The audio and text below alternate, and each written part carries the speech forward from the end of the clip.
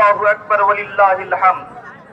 এর পরের কাজটা হইল আল্লাহ পাকে কইরা ওয়ালাআল্লাকুম তাশকুরুন, যেন তোমরা আমার শুকরিয়া আদায় করো। আজকে হইল শুকরিয়া আদায়ের দিন। আল্লাহ পাকে একটা মাস আমরা রোজা রাখার তৌফিক দান করছেন। হাদিসে আইছে কেউ যদি ঈমান হালতে সওয়াবের উদ্দেশ্যে পুরো একটা মাস রোজা রাখে তাইলে আল্লাহ পাকে তার সারা জীবনের গুনাহ খাতারে মাফ ফরমাইবে।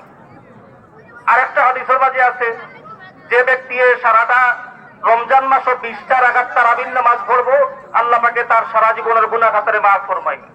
আরেকটা হাদিসে যে ব্যক্তি শবে কদর ভাইব আর শবে কদরের রাত কিয়াম করব, ইবাদত করব, আল্লাহ পাকে সারা জীবনের গুনাহ খাতারে মাফ ফরমাইবে। যার কারণে আল্লাহ পাকে আমাদের তিনটা ঘোষণা দিবেন মাফ করার লাগি।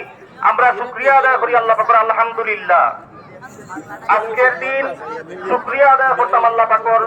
বিশেষ করে শুকরিয়া আদায়ের যত সিস্টেম আছে, যত বিধিরীতি আছে, এর মধ্যে কি হইল অন্তর দিয়ে আল্লাহ পাকের প্রত্যেকটা নিয়ামত বুঝা আর মুখ দিয়ে আল্লাহ পাকের শুকরিয়া আলহামদুলিল্লাহ কোয়া আর কাজে কর্মে এগুলা বাস্তবায়ন করা। আল্লাহ পাকে আমরা তৌফিক দাও, আল্লাহ পাকে আমরা সকলের মাফ ফরমাও। আসসালামু আলাইকুম ওয়া রাহমাতুল্লাহ।